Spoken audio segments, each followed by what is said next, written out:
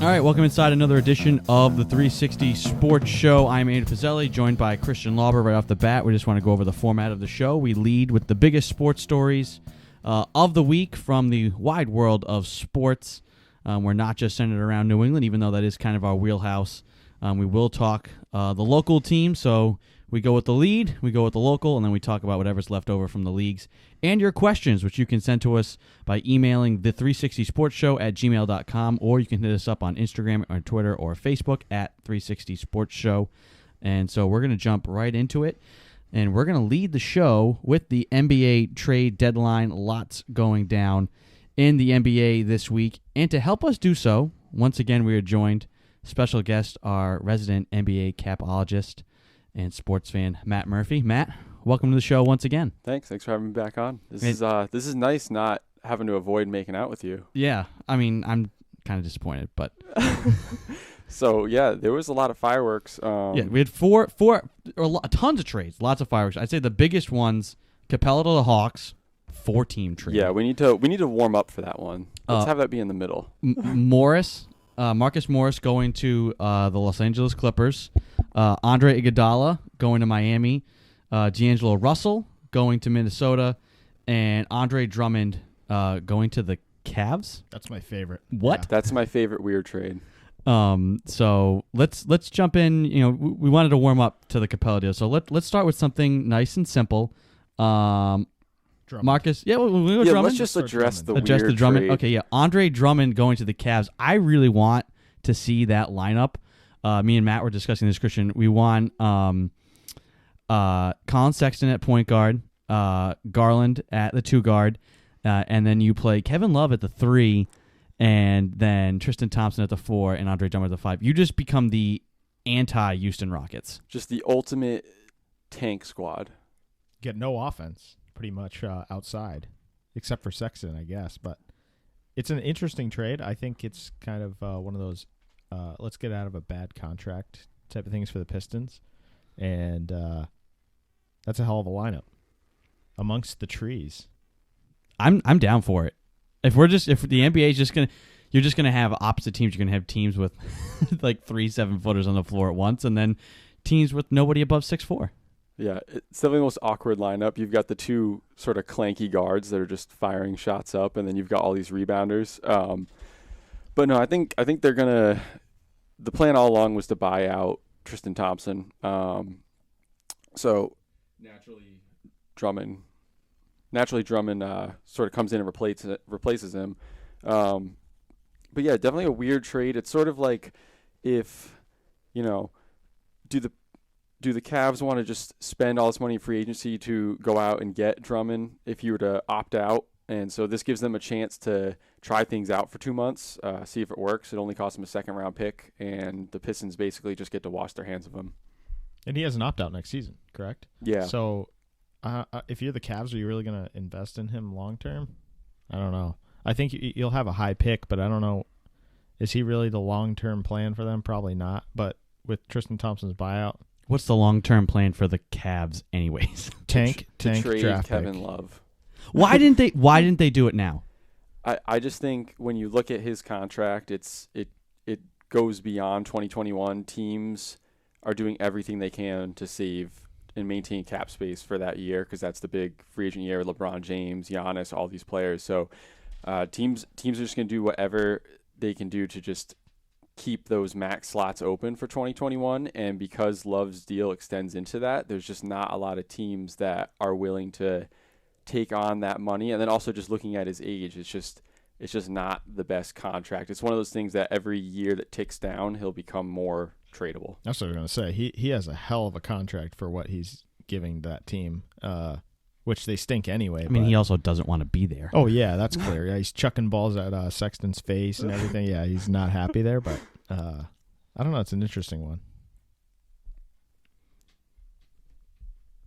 Okay, awkward silence. So I guess we're done talking about Andre Drummond to the Cavs. We'll move on. A move we saw kind of coming, D'Angelo Russell going to Minnesota. That one kind of picked up steam towards the end. I'd say the biggest element of that trade, I mean, good on the Warriors. I mean, they're playing this season with everybody hurt perfectly. And then second to that, I think this is a move that Minnesota had to make. They're trying to push really to keep Karl-Anthony Towns in Minnesota. From your guys' perspective, what do you think of that trade? And then about, Big Cat staying in Minnesota.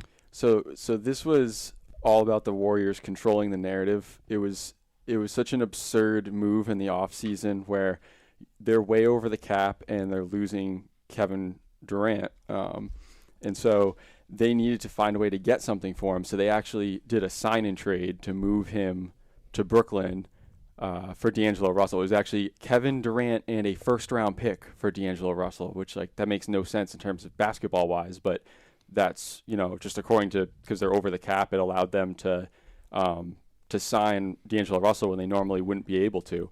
And then they played it so well, they just kept repeating over and over, oh no, he's in our plans. When Klay Thompson comes back, we're going to play all three of them. It's going to be great. We have no interest in trading him. And then, of course, they trade him. And they were able to extract tremendous value from that. I think they got a top 3 protected first-round pick, Andrew Wiggins, obviously, who's a more natural fit, I think, at the 3 when you look at when Klay Thompson comes back. He becomes the next Harrison Barnes. Yes. And the cycle repeats itself. And here come the Warriors again. They're a wagon again next year. They got a lottery pick. They just got Wiggins, and they got Steph Curry and Klay Thompson coming back, and Draymond Green. It's here we go again now. But they got, I think this is a good trade for both teams because Cat is, he seems like kind of a baby in a way, and he wanted Russell. Baby cat, meow, meow. Meow, yeah. Meow, meow. Baby cat, meow, meow. But Golden State, they did pretty well in this trade. So I think it's pretty even, most overall even trade that we saw coming. And to be honest, that Russell move didn't make sense from the beginning for the Warriors. It just made no sense. Even Steve Kerr said, it wasn't a great fit. We just signed him to sign him. I don't know. Steve Kerr just taking another hit off the pipe, had moves to make, so just got to spend the money. Yep. So making moves.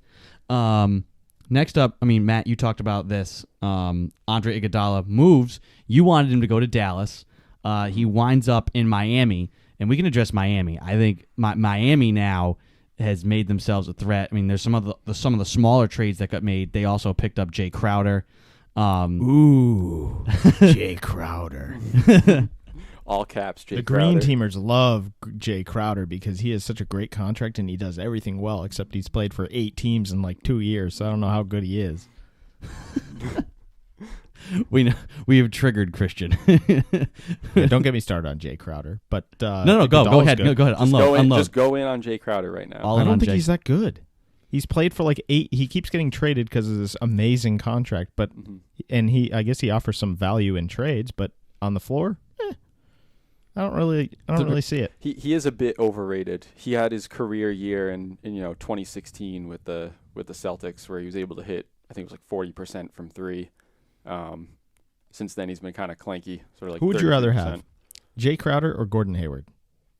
Stop it. Gordon Hayward, come on, obviously. Remember that time the Celtics fans cheered for Hayward, and then Jay Crowder went on Twitter and got all caps. Well, that's because he knew. That's because he knew that was going to cost him his job, which it did. It did. Yes. on the Celtics, yeah, but he got 8 more, which is good.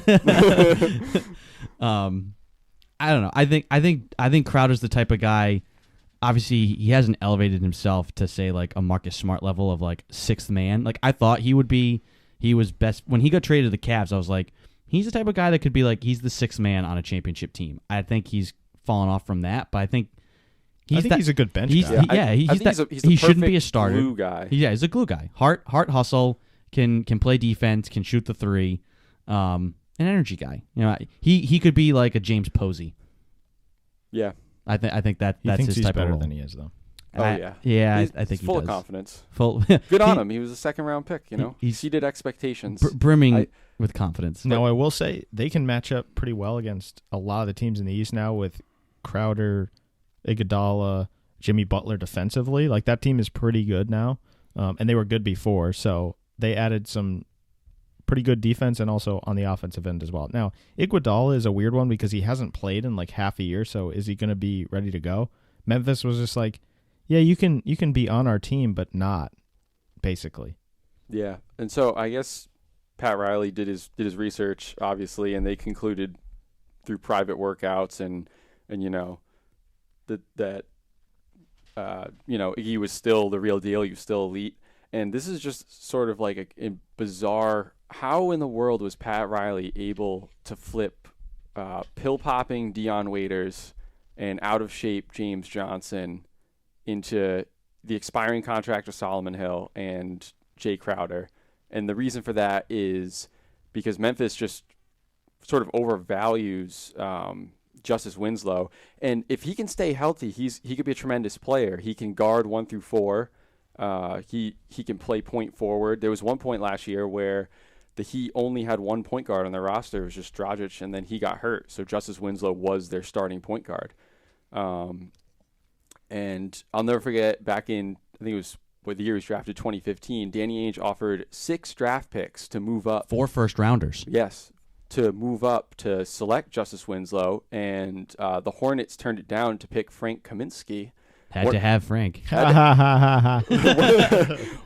of those picks ended up being Jaylen Brown. And Danny Ainge said this week that Red Auerbach told him the best deals that you make are the ones that you don't make.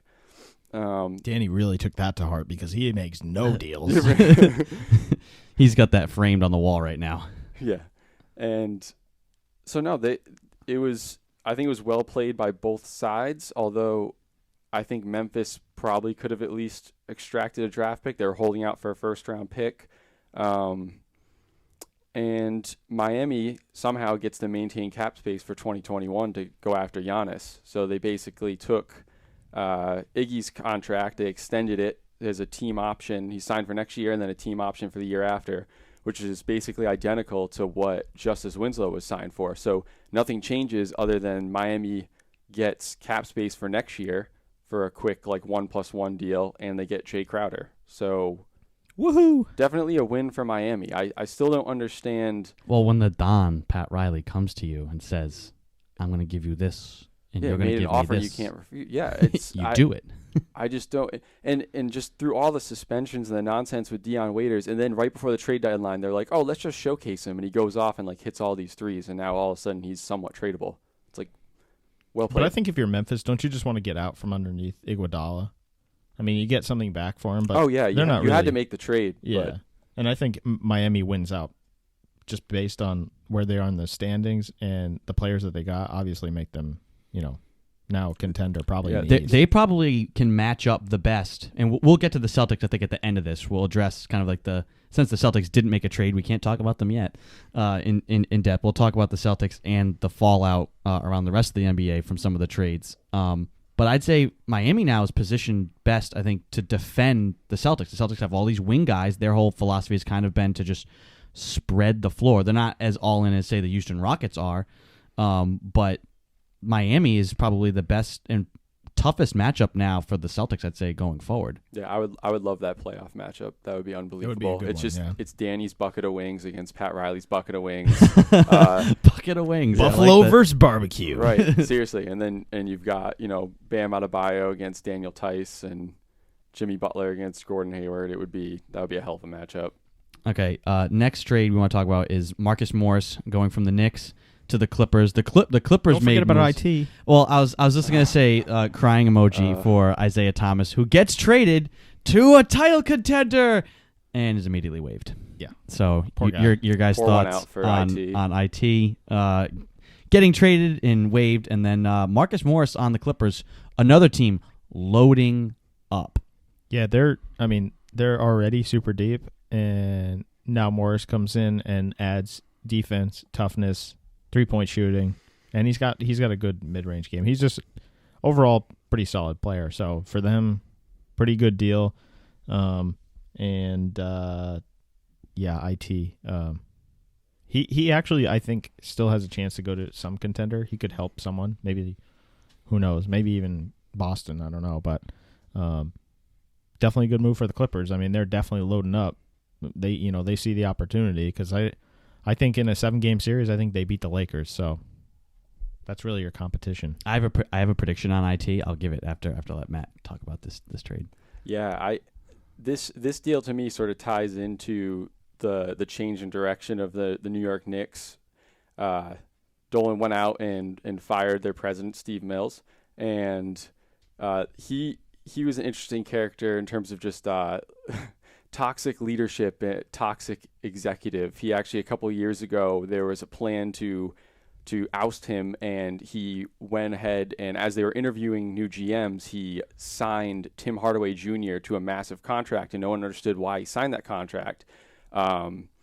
What people are now thinking is it was signed because no GMs would want to come there and deal with it, and it worked. No GM signed, and he got to stay. Game of Thrones stuff. Yeah, no, it's crazy. And then the plan was to basically do the same thing and make a trade for Drummond. And Dolan sort of saw through it and fired him before he got the chance to do it. So the Knicks went from buyers at the deadline, which made no sense at all because they're terrible, to now selling on their one of 7 power forwards that they signed. So no, I think it's a great deal for the Clippers. Mo Harkless wasn't really the best fit at the 4. I think Marcus Morris is a better fit there. They ended up giving up a first-round pick, and then I think Jerome Robinson went to the Wizards. I know the Wizards were taking a look at him throughout the draft process. So, no, it's a good deal for all sides. Everyone here wins except for IT. Here's my wishful thinking for IT. So the Brooklyn Nets are currently still in the playoffs. All right. I'm going to gander that at some point Kyrie Irving's going to want to shut it down again. And so stop it. The Nets will grab IT off the buyout market. And then when Kyrie goes down, Isaiah Thomas leads the Nets into the playoffs, and they face your Boston Celtics in the first round. You know what? You could be right on this because I think, I'm surprised Brooklyn didn't make moves before because Kyrie dubbed like half their team like tradable and horrible. So I like that prediction, actually. I'm with you on that. Yeah. Kyrie following in the footsteps of his mentor, LeBron James. Yeah. No, because the Nets could wind up being the 7 seed. The Celtics could they're right there. They could wind up being the 2 seed, and that's your first round matchup. Celtics. I would Nets. hate that. And then Kyrie's like, "Oh, actually, you know what? I'm not going to play. I'm going to sit this out." Yeah. It would be the most. And so Isaiah plays. That would be pretty epic. That's what I'm rooting for. That's great theater. All right, what do we have now? Capella? Yeah, I think we're time. So, all right, Matt, you can without taking a half hour. Yes. Let's delve into 4-team trade ? How much did anybody really? I mean, a lot changed hands. So why did it have to be a 4-team trade, and who really wins at the end of the day in this trade? Yeah, this one's hard to digest. It's the biggest trade since, I think, Patrick Ewing. Yep. So it's like 20 years since we've had all these, all these players move. Whenever you're trying to come up with different scenarios and trade scenarios, sometimes it can get out of hand. Putting it together, and you realize, like this, you add a 3rd team for a certain reason, then you add a 4th team, and there's all these different moving parts. So many things could go wrong. I think the funniest thing about all of it is Gerald Green got moved in the deal. And if you re-sign a player with bird rights to a 1-year deal, they get a no trade clause that 1 year. So through all of this, earlier we were talking about, when we were shooting around earlier today about Mookie Betts and how that thing fell through.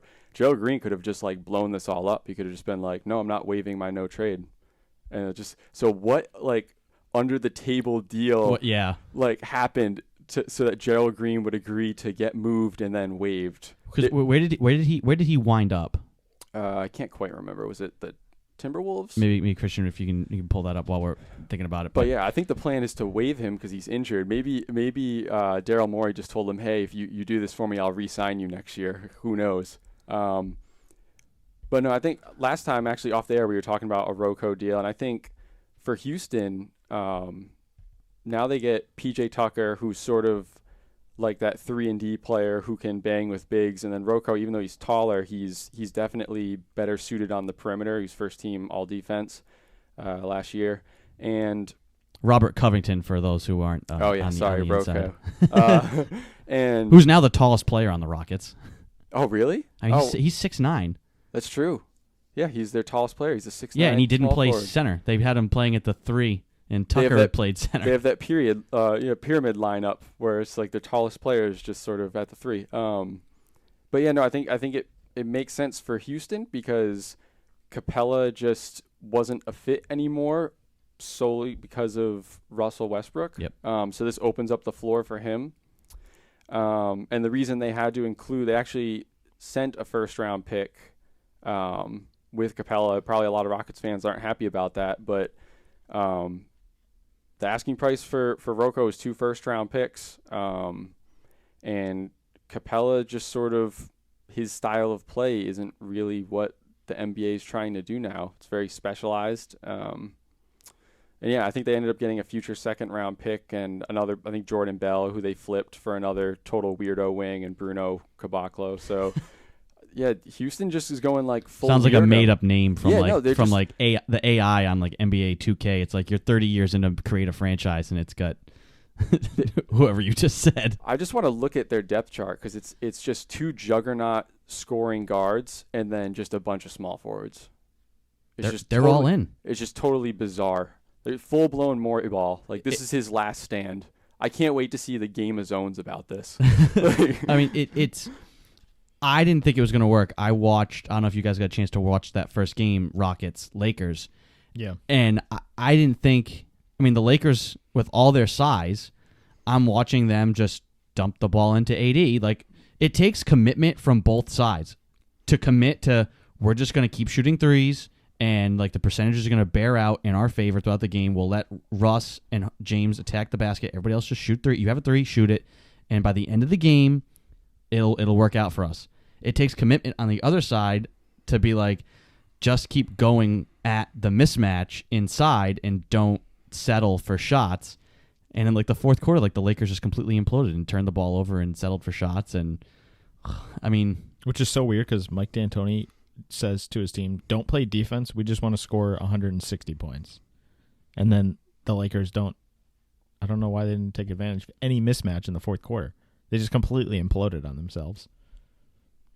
I don't know. I mean, is it just that it's are the Rockets going to prey, Matt, on that like no team is going to want to commit to just dumping the ball inside to a center or a big, like somebody's going to want to shoot the J, like yeah, I guess Morey's just banking on analytics at this point that post play is just not an efficient play anymore. But if Tristan Thompson's in play for them, right? If he's bought out, he could be. I don't know how that works out. Didn't James Harden used to date Khloe Kardashian? I don't know. So maybe we're more in play for him. I'm not sure. No, they could definitely use like a part-time starting center because even when the Warriors would go small back in the day, Bogut was playing 15, 20 minutes. They would start the game with a traditional lineup.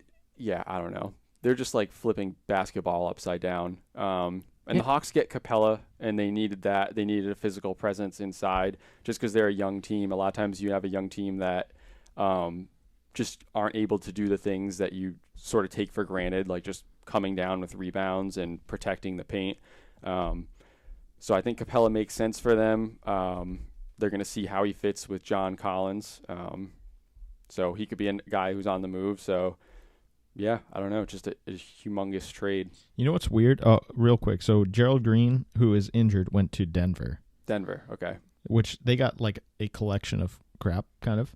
And the other weird part about this trade was Atlanta got Nene as well. I'm sure Houston had to deal him maybe, but... Yeah, he was signed to this was, I think last time I was talking about GMs taking advantage of all the rules. So Nene was signed to a deal that had incentives such that his outgoing salary would be higher than what his salary would count for the Rockets, and that would allow them to bring back more in a deal. And then there was this huge big stink where the NBA basically said, no, you can't do that. And then Daryl Morey was like, well, look at the rule book. It says I can. I'm not really sure what came of that in the end, but it looks like they were able to leverage that contract in order to bring back what they needed to get. And I think Denver ended up with Malik Beasley, who was someone that I was talking about, could get moved last time, right? Going to be a restricted free agent next season. Yeah. Denver moved him to Minnesota. So Denver got Shabazz, Noah Vonleh, Keita Bates-Diop. Yeah, then I think Shabazz got moved to the Wizards. Yeah, I don't know, just a total mess.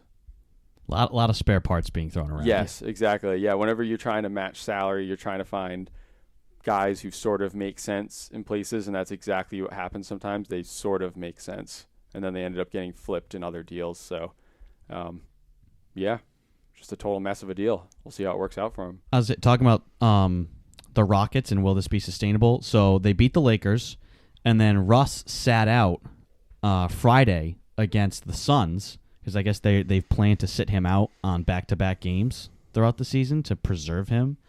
So now you don't have that. The whole reason you made that trade was to open things up for Westbrook, and so naturally they got smacked by the Suns 127-91. They shot 22% from three, 11 of 48. They gave up 50 points in the paint, and they got out-rebounded 51-29.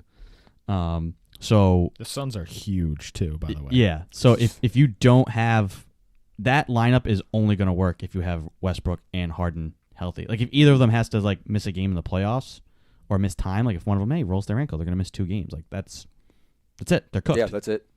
Because you don't have an alternative. If they shoot below 40%, they're done. That's pretty much.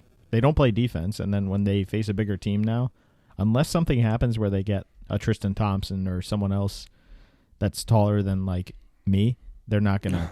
I don't think they're gonna make much noise. Other thing, Matt, that you were alluding to, all these teams, kind of the fallout is teams holding on to contracts or moving contracts and moving money around, planning for 2021. When you said LeBron is going to be a free agent and Giannis is going to be a free agent, I guess I don't know if I see LeBron leaving LA only because it kind of seems to me like that's his like retirement. Like I feel like at that point his age and contract situation, I don't necessarily see him leaving. I don't know if I feel like I see Giannis leaving Milwaukee because he seems to have a different attitude than some of these other guys like Durant and like LeBron when he was in. Now maybe if it goes longer with Giannis and like, but I feel like they're putting a decent team around him. You know, it's not like in LeBron's situation in Cleveland where he was just fed up with the teams that were around him. If Giannis doesn't win, it's probably just going to be on him more so than the surrounding cast. So I could see him wanting to stick it out there because it's a good situation, unless they didn't want to pay him. I don't know. What's your... Yeah, so, I mean, we saw last deadline, the Knicks moved Porzingis, young, up-and-coming star, basically for cap space because they wanted a seat at the table with Kyrie Irving and Kevin Durant. That worked out. But we knew those guys were going to be on the move at least. Right.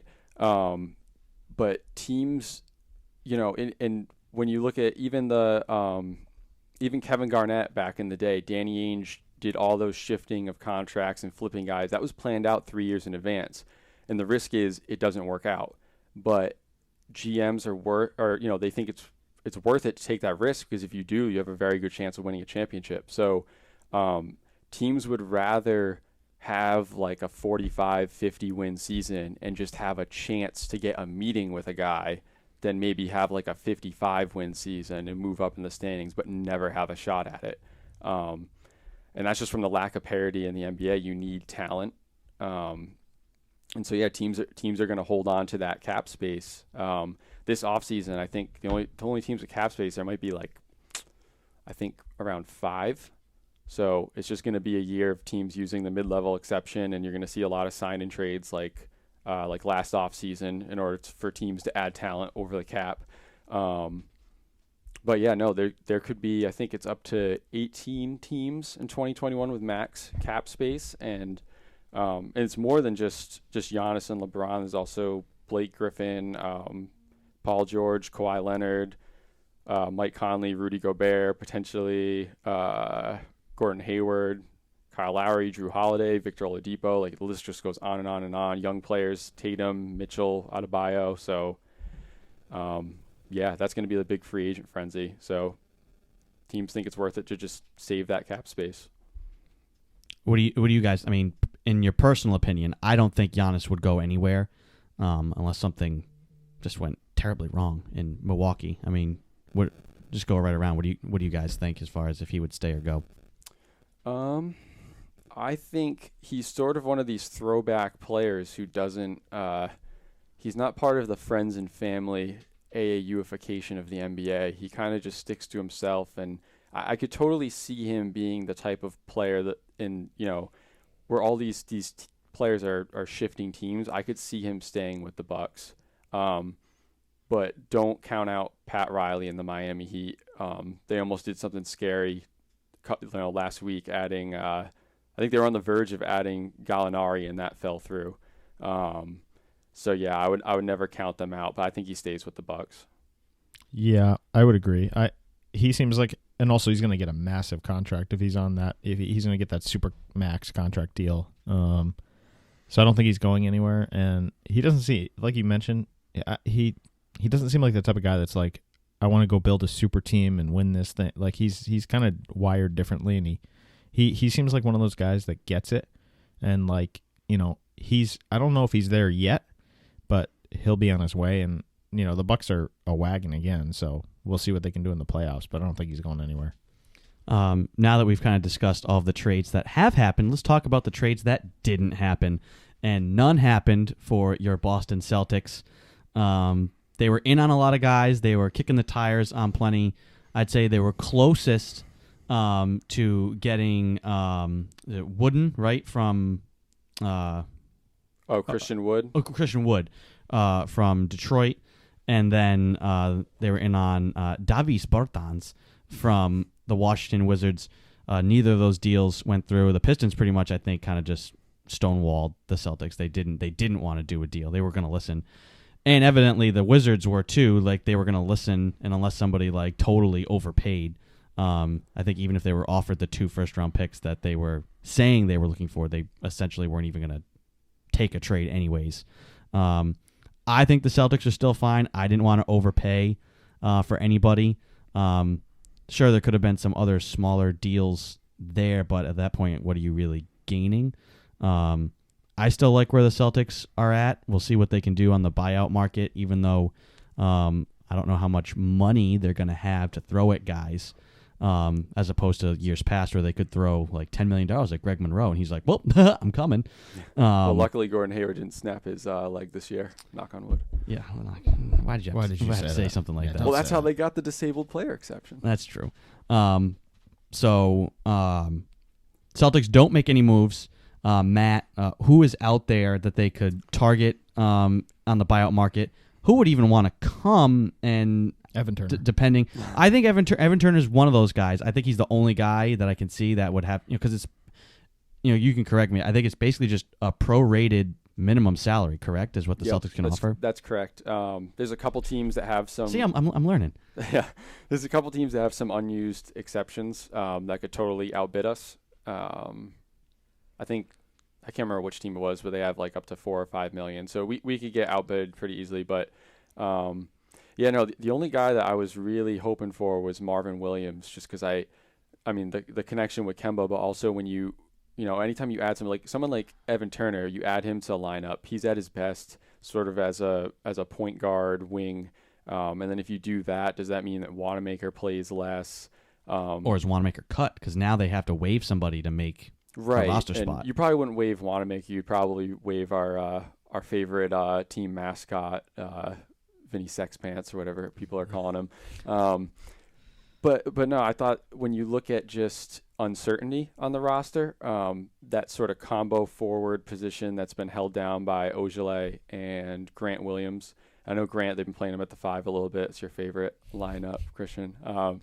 But no, I thought that he could have provided some insurance, a guy who can knock down threes, defend both forward positions, and then, maybe if Ogilvy's not hitting his shots, or if Grant Williams is sort of, he's just sort of out of sorts in the playoffs, he's a guy they could just plug right in, but I guess he's going to the Bucks.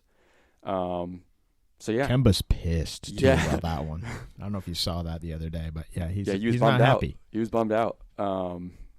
So yeah, I don't know. Outside of the the obvious Evan Turner reunion, I don't really know if there's a great fit. Yeah, I don't know if there's a great fit. I mean, I don't even think. Yeah, IT's not a great fit. He's a great fit in our hearts. It looks nice on paper and it sounds good. Like, oh, bring Isaiah Thomas back. Yeah. But to do what? And I mean, would you rather have Brad Wanamaker than Isaiah Thomas? Defensively, yeah. But yes, scoring. I don't know. The thing that IT has improved, at least when he's on the Wizards, is playing off the ball and as a spot-up shooter. So he wouldn't – I mean, he's obviously not the same player that he was talent-wise, ability-wise. He has changed his style a little bit to accommodate that. Obviously, it isn't enough for him to stick on a roster. So I don't really know if you bring him in, yes, you get better on offense, but then Wanamaker's kind of a stud defensively off the bench. Okay, so you do this then. You sign Isaiah Thomas, and then what you do is you roll out a lineup of Kemba Walker, Isaiah Thomas, Brad Wanamaker, Carson Edwards, and Tremont Waters. No, instead well, of yeah, one but if of we the play the small Rockets, guys, that's what we have to do. That's true. Instead of one of the small guys, you put Taco Fall. You thought you seen small ball? You ain't seen nothing yet. Yeah, I thought it was a little weird that the Celtics didn't.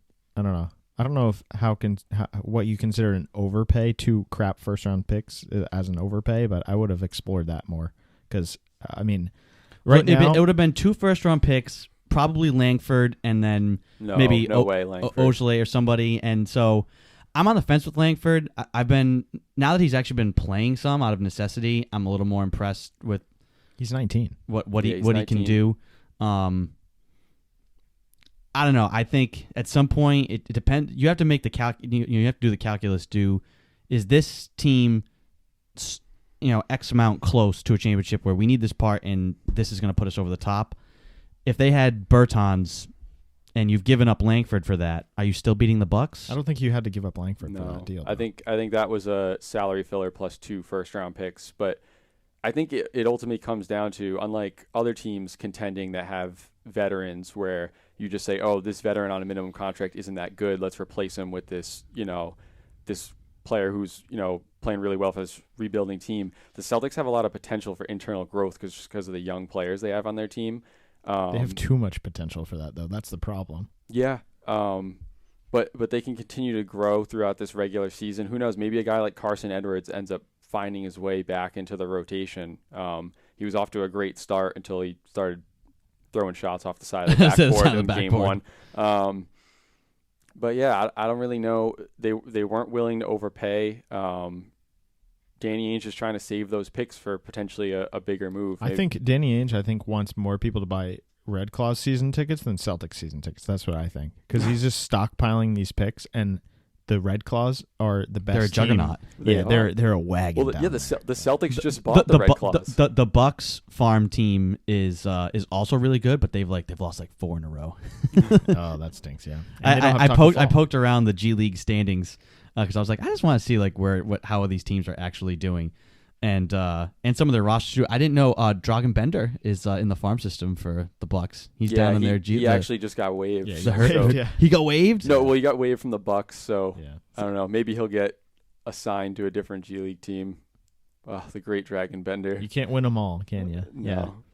Yeah. I mean, I personally think if Isaiah wanted to come back and just be like, listen, I just want to be here, I wouldn't mind having him sitting there at the end of the bench and, hey, you're down 15 in a playoff game, nothing's really working, and you want to throw him out there. But I don't think you'd have to get rid of someone. So I don't think you get rid of someone for Poirier. I'm with Matt. I would dump Poirier in a heartbeat. I don't know. Oh no! Come on now. You can't say Jay Crowder. You can't say you would people overrate Jay Crowder and all these other guys. Injuries they have. That's the problem. Sure, but they're only going to go they only need one center. They're only going to go as far as those wing players. If all 3 centers are healthy, he's going to roll all 3 with Robert Williams. Now, if everybody's hurt, you got to have someone that can come fill 3 minutes at a time. Because you don't want Cantor getting hurt playing 38 minutes. Who would you rather have? Who would? All right, Matt. You're bothering me right now with this. So you would rather have in a playoff game, just in case, you would rather have Vincent Poirier or would rather have Isaiah Thomas coming out of the phone booth? Neither are going to play in the playoffs. Okay. So why would you make that move? No. I'm saying if you had to have a break glass in case of emergency, you're turning to Vinny Poirier. It depends on the injuries. Why am I going to decrease my size by 18 inches for 3 minutes in a playoff game when all my big guys are hurt? Matt, I mean, what? Yeah, I guess they have a lot of guys who can run the point. Hayward has shown that he can pretty much be a point guard. And they have that one big lineup. like Christian was saying, if someone gets hurt, they need just a warm body to get out there. I don't know. I don't know if the timing is right. I mean, obviously, if right now I picked up my phone and it was the Celtics signed Isaiah Thomas, I'd be like freaking out. But that's just sort of the irrational. I feel like that's a nostalgia thing because I want it to happen just for that, just because it's a cool story. Yeah. But I don't know if it's a right fit. Like, I don't think you get rid of anybody on the current roster for IT to come in and play. Like, I could see this offseason if some team just sort of falls in love with Wanamaker and wants to like have him be, you know, their bench point guard, and it's like, we have Trey Waters, like it would be nice to add another guy to like give us that look. I could see it possibly next year, but I don't know if I want to shake up the team. There's so many good vibes with this team this year. Like the chemistry is fantastic. Why throw anything else into the punch bowl? Yeah. Unless it's a perfect fit, there's no move that you can make right now. Like I thought Marvin Williams was the guy who was just like, he's the ultimate team first guy. The only potential move I could see is Evan Turner because he played his best with Brad Stevens and then got he'd love it. He'd come back here. He'd play great again. He can go sign another 4-year, $70 million deal somewhere. He can go fleece someone else. And he can defend. So there's that. But I don't really know if they need a point guard either. I think they just sort of need a guy who can, when our sort of juggernaut scorers are crashing the paint and then kicking it out to a wide open Grant Williams or Ojale, that they're not just clanking it off the side of the rim. I'll give Williams credit, Grant Williams. Even though he started 0 of 47, maybe pull up. What is he shooting now? I mean, he's over like 40% now. Like that's insane. He's been on a tear. He hit 3 of them last game. I mean, so he's an interesting guy. I mean, we talked about him being like mini Al Horford. Yeah, he's the PJ Tucker, Al Horford baby. Baby. I mean, he can handle the ball. I mean, I watched him like it was garbage time, you know, when he was probably allowed to do something like this, but he basically like ran point and like crossed that guy up and took him to the hole. Like that's impressive. Yeah. For a guy with his size and doesn't look like he's all that athletic. But that guy has a serious motor. I mean, the very way high basketball IQ as well. The way he uses he's got a lot of savvy, basketball savvy. He's got veteran savvy as a rookie. Kind of after all this, who do you guys feel is best positioned now to win a championship? Like if you had to pick your top 4, like who's going to be left in the conference finals, and then who would be in the finals? Obviously impossible to pick because I think the NBA is pretty balanced this year. It's not like it was in the last couple of years. We're like, oh well, it's going to be this team and the Warriors, and the Warriors win. Who are your guys' top 4 projecting now after the trade deadline? Christian? Not much in the West has changed for me. I still think LA, and the Clippers probably go to the finals, and especially after the move they made. I think they were better than the Lakers before the trade, and now with Morris, I think they're even better now. So I think they go to the finals, and man, off the trade, I don't know. I think it's going to be either Miami and Boston against the Bucks, and the Bucks probably make it to the finals this year. That's what I'm going to say. Yeah, I think the Heat made enough moves to get past the Celtics. I mean, it depends on the matchups and how this seeding sort of shakes out. I agree on the Western Conference. I think it's obvious it's the LA teams.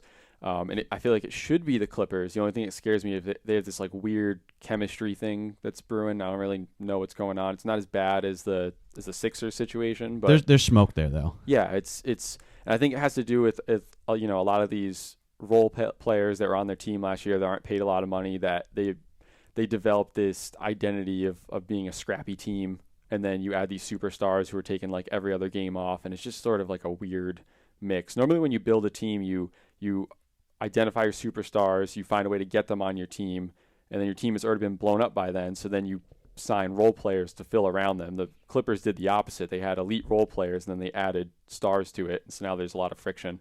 But yeah, no, I think Miami made enough moves to go past the Celtics, just because the Celtics still have too many question marks with the young players in their rotation. But again, in the playoffs, those rotations shrink, and you look at the guys who are contributing for us in our top 5. Who knows? Maybe we'll see some stretch 6, Marcus Smart at the 5. Who knows? I don't know. If you go back to that LA game where Brad was rolling, 6, 7 guys maybe? I think that's probably what you're looking at. I loved that rotation. it was just so compact. It was just all of our best players always on the floor. Yeah. Yeah, I definitely agree. I think it's both the LA teams are going to be there. In the East, I think the Bucks will get there. I don't think they make the finals. I think it's between Boston and Miami. I mean, one of those is probably going to have, I think depending on the seeding, one of them will eliminate the other in the second round. I don't know. The Bucks still have a lot to prove to me. I mean, they kind of feel, even though they've got the best record, they kind of feel, I mean, they could be, I mean, the Atlanta Hawks had the best record in the NBA in 2016 and fell flat. So I think they still have a lot to prove. A team that's that big that settles for that many threes, kind of worries me, especially when you have your superstar who can't shoot free throws and doesn't have a jump shot. Like, now if he slowly improving, he is improving, and if that continues, then obviously. But in the playoffs, I mean, he's going to have to hit big shots and not shy away from wanting to go to the free throw line at the end of games, in tight games. So I think the Bucks still have something to prove. I see them getting to the finals easily. I don't think it's going to be an easy out. It's not going to be easy for them to beat whoever they're facing there. I think that's a 7-game series, whether it's the Celtics or the Heat. Or the Sixers. Eastern Conference Finals. The Sixers aren't going to go anywhere. No, so they're the wild card because they went unless out, they pull it together. But exactly. They went out they added Horford purely because he was just like ruining Embiid's life, and then also he can sort of slow down Giannis a little bit. But they have all the signs of a broken team, almost sort of like last year's Celtics team, where it was like on paper and just throughout the year. I remember talking to you about it. Just throughout the year, you're like, no, they're going to get it together. They're going to get it together, and they never do. That's probably what happens. But unlike the Celtics, they actually went out and made a move and added a couple scorers because their bench is just totally trash. Embiid bothers me though. He worries me because he can be such a dog some nights where he just like doesn't look like he cares, doesn't want to play, and then they lose because he's their best player. Right now, your standings are Bucks, Raptors. We haven't even mentioned the Raptors. Oh yeah, we have not even. That was so disrespectful. We have not even mentioned the Raptors. They've got that like heart of a champion type thing going on where they're just. I mean, let's see. What do they won? They've won 14 in a row. Not against good teams though. Still, that's a lot of games. Nobody thought they would be in the position they are after losing Kawhi. I mean, Siakam's incredible. I mean, nobody thought he was going to be what he is. So they're the wild card, but I mean, I'm sure they're happy flying completely under the radar. But right now, Bucks, Raptors, Celtics, 2 games behind the Raptors, the Heat, the Sixers, Pacers, Nets, Magic. If this was the playoffs right now, I can see what you're talking about with the Sixers. They'd win game 1 in Miami and then lose 4 straight. Yeah, it would be something like that. Magic Bucks is interesting because the Magic play really hard and they have some interesting matchups.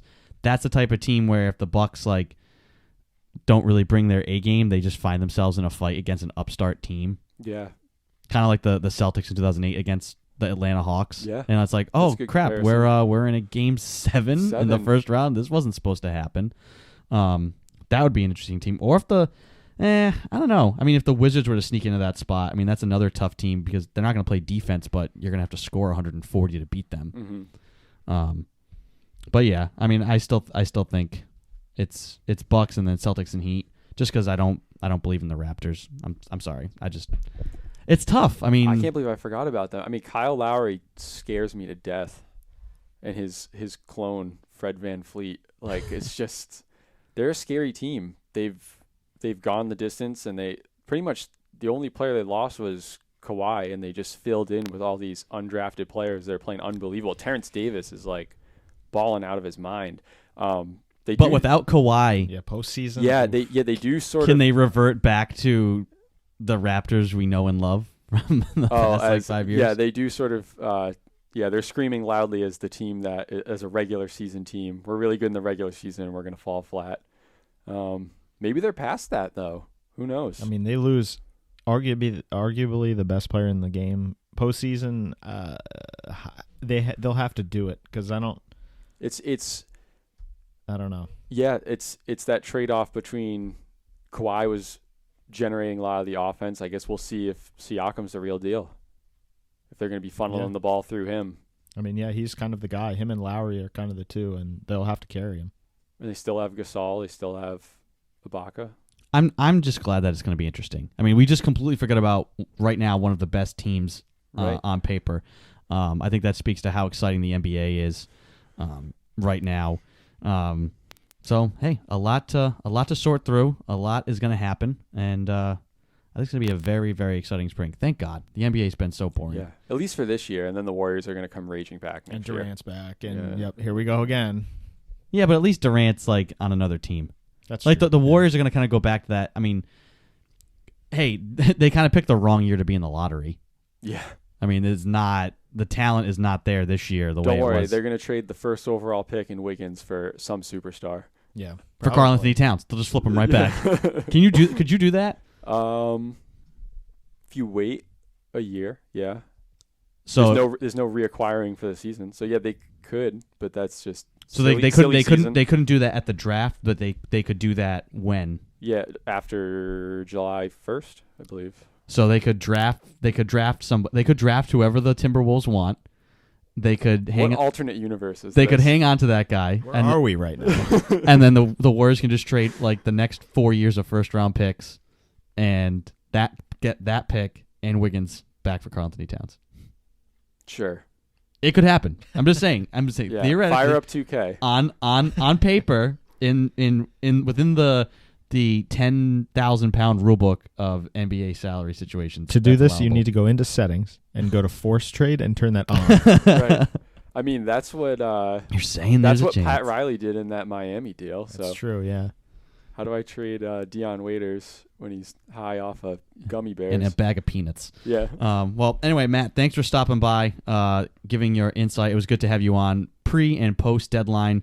Maybe we'll have you on again as we get closer to the NBA playoffs, because there's certainly going to be a lot to talk about once we know where the seedings are and it all shakes out. So thank you for joining the show. Yeah, no problem. Yeah, I'm going to crawl back into my capologist cave, and I'll return July 1st when Miles Turner is a Celtic. Go crunch. That's my hot take. You got to go crunch the numbers. Yeah.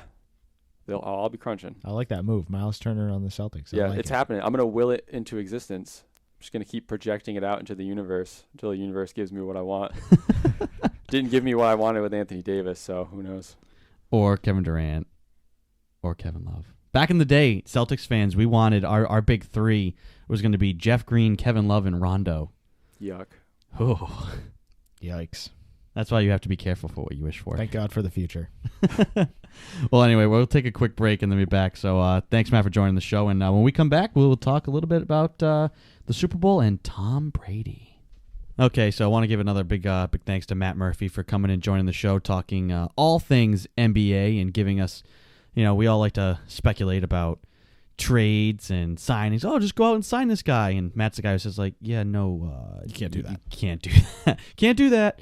So always good to have Matt on the show. We're going to transition now. Just a couple of leftover thoughts from the Super Bowl. I don't know if you get a chance, Christian, to see some of the NFL films stuff, the behind the scenes. Always great. The NFL film stuff, the turning point stuff, all of that's awesome. Biggest thing I took away from that was how the 49ers challenging that play actually helped the Chiefs at the end. And Pat Mahomes is the one who asked for that play call that led to the biggest play of the game, which was the 40-yard bomb to Tyreek Hill. Yeah, and I don't know, it's just another example, just a couple of things from me is Mahomes he's going to be around for a long time. He's kind of a scary guy because he gets it. He seems like a pretty good leader. He's still super young, and that was the biggest play of the game, like you just mentioned. Huge Wasp. Play. Yeah. Cool name, too. Yeah, oh yeah. And it stings you.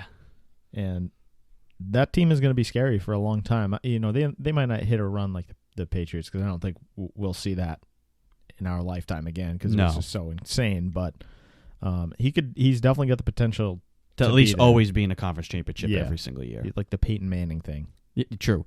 Now, so here's the difference. With Mahomes, does he win a second?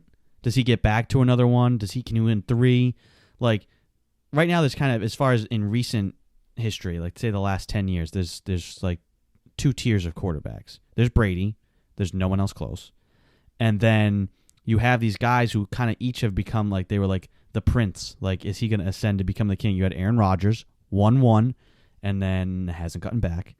And then you have Russell Wilson, who wins one, gets back and loses, hasn't been there again.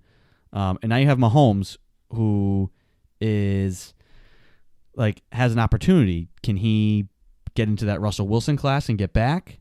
Can he win multiple, or does he become Aaron Rodgers? Like, if he asks for a boatload of cash, now when Tyreek Hill's deals up and all these other guys' deals are up and all these guys aren't on rookie contracts, how do you build a team around him? And does he just become Aaron Rodgers? I mean, yeah, that's one of the main questions. Can they pay everybody? And does he want to get his money and just kind of coast, make the AFC Championship game here a couple times, or does he want to get back, be surrounded by guys that want to be there and play and have talent? There's not many guys wired like Tom Brady because, just the longevity of 20 years and the front half of his career, you win 3 out of 4. Most guys would take that and say, all right, I'm done. I don't need to win again. I won 3. But instead he's winning at the back end of his career as well. So, the interesting thing, Russell Wilson in his case, I think that play call kind of ruined that team. Because, I think they had a chance to maybe win 3 out of 4 or get back there again if they had won that game. Yeah, they would have been the first team since the Patriots to win back-to-back. Yeah, and that which people forget. People forget that, like, that overshadows, like, that one play and the Patriots winning on that way. Like, you overshadowed. That was the Seahawks on the brink of starting their own dynasty. Yeah. I mean, they had their defense was insane, and they had so much talent on those teams. And then you get that one play, and then, like, oh, here you go. Earl Thomas is mad. Richard Sherman. You got a bunch of they fell apart. I mean, they still played well enough the year after, but that team, it just wasn't. They were psychologically broken. So Mahomes, you're gonna have to be able to, surround him with talent. So we'll see. I think he has a different mentality, but he's got to prove it. So we'll see what he can do. And moving forward, the two guys in the AFC anyway will be Jackson and Mahomes. That'll be a fun matchup year in, year out. That's true. I hope that could become your standard AFC championship matchup is Lamar Jackson and Patrick Mahomes. One other last thing I want to talk about from the Super Bowl I saw afterwards. We talked about how Damian Williams should have been MVP and he was completely robbed. Another example, I mean, it's no consideration for winning that award, but a lot of respect for that guy. I saw the Chiefs win.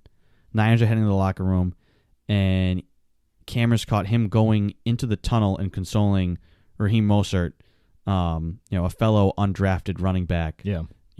Going over and instead of celebrating on the field, it's the biggest moment of your life. No one's expecting you to take time out of that moment to go, like, say, console the other guys who just lost. And so I just wanted to highlight that. I don't know how many people saw that. I thought that was a really awesome moment, a class act by that guy. I guess you scored, touchdowns in the game, so you'll always have those memories. Yeah. He passed up having the memories of the confetti falling down, and they were still going to have the ceremony on the field afterwards anyways, but that just speaks a lot to a guy's character, to want to go over and do that for a fellow player on the opposing squad. Yeah, I think I saw it maybe a few hours after the game, just coming up on, like, social media, Twitter and everything. Just a cool moment. And, Williams, I think, did get snubbed a little bit because, the quarterback position is so important. So everybody it's by default. It's like a quarterback award, pretty much. By like default, regular season MVP. So that's true, yeah. So, but yeah, just a cool moment. And, it's good by him. And Mostert played well in that game. So, two guys that are kind of in the same boat, really, and undrafted. And one of the other things that came out of Super Bowl weekend, we touched on it a little last weekend. We got to the bottom of Tom Brady's Instagram post. The black and white photo was part of an ad for Hulu. And Tom talks about in the ad how he's not going anywhere. And I interpret that as he doesn't want to retire, which we've known for a while. There's been reports circulating that the Patriots are willing to offer him $30 million.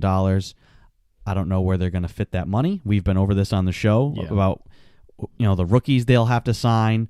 The cap space they'd have around $26 million to work with if they did that. I don't know how you'd fit Tom Brady. You can't make $30 million fit into $26 million. Now, from talking to Matt about NBA salary cap, the NFL salary cap has just as many loopholes and things. I mean, you can finagle it, but I don't know if I want to give Tom Brady $30 million because I don't think you could. If he asked for that, he'd have to understand that they can't field a team around him, and it would strictly be about nostalgia, and we're keeping you. And Bill Belichick is, he's overruled. I don't think he would not give Tom Brady $30 million to not be able to field a team around him. Bill's not going to be nostalgic about the situation. So I don't really buy into those reports because that's not going to happen. I take it as, oh, that's nice. You want to give him $30 million to keep him. He's not getting $30 million. He never has from Belichick making that call. There's absolutely no way. Now, if you went to Tom and said, okay, we signed this guy and we're trading for OBJ and we're doing this, then he's going to come back for 20 because, I think the $30 million report is just as interesting as Tom wants weapons and talent around him report. So I think those two, it's not about the money. I truly don't think he'll get his money one way or another, whether it's incentives or what, but I think it's more about the talent that they surround him with, and in order to do that, he's not going to get $30 million.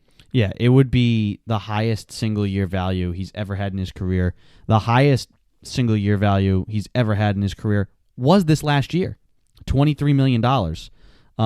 His base salary was $1,750,000, and then he had a $20 million signing bonus. One of those loopholes right there. Yeah, I mean, you finagle it, but still, the number that goes down is $23 million, but with this, when you make a lot of it signing bonus, you can spread that out and move it around. I mean, if you sign him to a huge deal, if you give him 2 years, $60 million, or it's 3 years, but that last year's a dummy, you're just kicking the can. If the Patriots want to do, I'm fine with doing this. You kick that cap can down the road, and you keep Brady on this team and put guys around him, and you maximize the rest of his playing career. And then when he leaves, you basically can't even field a team because you have $100 million in dead cap space. The team is going to be awful, and it's going to be tough to watch anyways. So might as well just make it as ugly as possible and maximize this current run with Tom Brady. No half measures. You're either all in with him or you're out. That's the way I'd want to go. If they're going into next year here with the same type of deal that they did this past year, it's time to move on. That's what it tells me. You don't go into the same type of mode here with Brady at quarterback, no talent around him, Skarnecki retires, all these guys coming off the books. If you're not gonna be able to win with Tom, why are you gonna what's the point? That's it. You just move on and you kind of go to the next guy, whether that's a filler like Mariota for a year or whatever. But Tom's gonna get paid somewhere. And if they can surround him here, then fine, I'm good with it. But he's not getting $30 million because then we're gonna have nobody around him. Yeah, I don't think the $30 million thing, it's not gonna happen. Real quickly, we can touch on the NHL and their trade deadline's coming up February 24th. Quietly, the Boston Bruins have the best record in the NHL. I know it's not quietly because they've been one of the best teams all year, but it's incredible that they had that slump where they lost a bunch of games. They were losing all these games in overtime. At least they were still treading water by losing in overtime. But they have the best record in the NHL and still could make some moves at the deadline. Do you still consider the Bruins? Is it hometown? It's negative bias. We look at the Bruins and say I've kind of seen this story before. You've been the President's Cup winner before, and it hasn't really mattered. Are they legit the number one team right now in the NHL? It's a tough question. I think the Bruins are probably one of about 4 teams in the league right now that are vying for it. I'm always scared of the Lightning. Number one, the Capitals are a tough matchup for the Bruins every time they play them, and on the other side, the Blues. That's again, we saw it last year. They have so much size that it's just kind of a bad matchup for you. So I think they're definitely in the conversation, and I think I trust Sweeney this year to make some type of move, similar to last year with Coyle and Johansson, to kind of get them into that playoff mode. They need one more piece here, maybe a Kreider, someone like that, maybe a defenseman, some more size. But there's no question they got to load up here for one more run, because last year I thought that this is it for these guys. Chara, Bergeron, that core, Krejci, but they're right back in it this year, and I think it's important to make a move here, because I think they do need help, and I think they'll be right back in the conversation. But it's going to be a tough road with the Lightning in Washington every year, so we'll see. And we'll have a lot more, as much attention as we've given to the NBA and the NFL recently. We'll have plenty to talk about with the NHL as their trade deadline approaches. Just a reminder, you can always send in your questions to the show. You can email the360sportshow@gmail.com. You can go and follow us on Instagram, Twitter, and find us on Facebook, the 360 Sports Show, @360 Sports Show. Give us a follow. We're always posting stuff there. We had a couple of fun things this week, which we will get to regarding jerseys. And you can send us your questions through there as well and interact on there. And you can like and subscribe to the show through SoundCloud. You can also find us on iTunes, Spotify, Google Play, basically wherever podcasts are distributed, you can find us. Your favorite spot. Go like it. So we're gonna dive into if you didn't have anything else, Christian. Actually, we did have. I'm forgetting something pretty important. We did have one other major. Before we get update. to this, Charlie McAvoy scored a goal. By the way. Oh, woohoo! Yay! He's got one.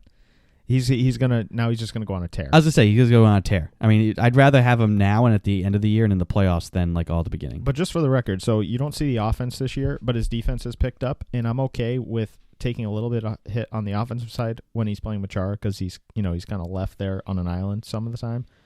But he's been playing a lot better defensively and physically, so I'll take it. Yeah. Christian, did you watch any of the XFL yesterday?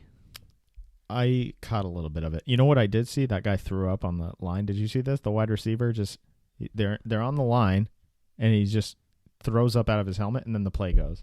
The weirdest thing. That happened to Ben Watson back in 2005, maybe 2005 or 2006. The Patriots are playing the Broncos in Denver, and Ben Watson just. There's Sunday Night Football. He just chucked right out of it. Yeah. Right at the line of scrimmage. Same deal. Just up she goes. And then they ran. I think he even made a catch later on that play. Yeah, he did. Yeah, I remember the play. Like, oh God, that's a good way to get some guys pressing you at the line. That's a good way to get off coverage. That's the definition of puke and rally. Yeah. I didn't catch that, the XFL. I watched most of the first game, the Seattle Dragons versus the DC Defenders. And then had to go to my day job. Is it day job when it's mostly all at night? But had to go broadcast a hockey game and missed the second game. Watched the highlights of it. I think it's a good product. I mean, I think it's a good opportunity for all these guys who were 7th round picks, undrafted guys. You're on rosters, didn't get to play, and then you're cut, and it's just an opportunity to showcase yourself because it's happening outside of the NFL season. It's entertaining. I think Vince McMahon is doing a great job with what they're trying to do with the entertainment factor of it. Like the play on the field is good. There weren't a ton of penalties, which is nice. The pace of the game is fast. And then it's very, I don't say interactive, but I mean, mics all over the place. You're talking to, you can hear the play calls. You hear the coaches mic'd up. They're talking to players right after they score touchdowns or fumble. They have the live line. They have the betting lines on the screen, so you can see, like, oh, this game's going to hit the over. This team's, the favorite. I love the rule changes with the extra point where you don't kick. You go for, you basically line up like you would go for 2 in the NFL, except if you score from the 2-yard line, it's 1 point. You can line up at the 5-yard line for 2 points. You can line up at the 10-yard line for 3 points. Little gimmicky.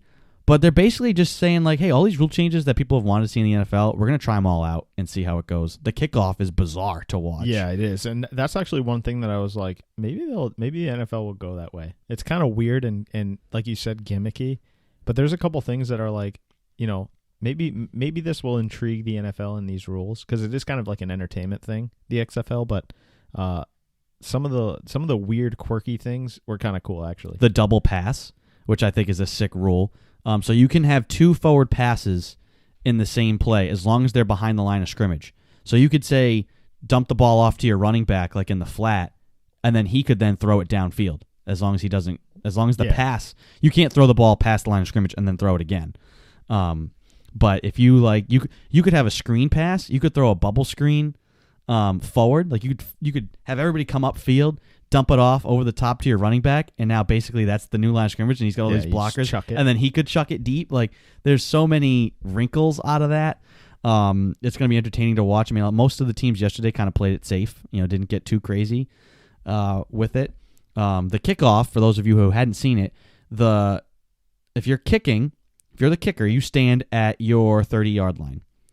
Your defense, your gunners, everybody lines up at the opponent's 30-yard line, 60 yards away, 50 yards away. I can do math. 50, yeah. Yeah. And the return team sets up at the 25, all in a line, and you have one man back to return the ball. Nobody can move until the returner touches the ball. I think it's fantastic. Yeah, oh yeah. You negate, the guys sprinting down the field and just smashing themselves into each other.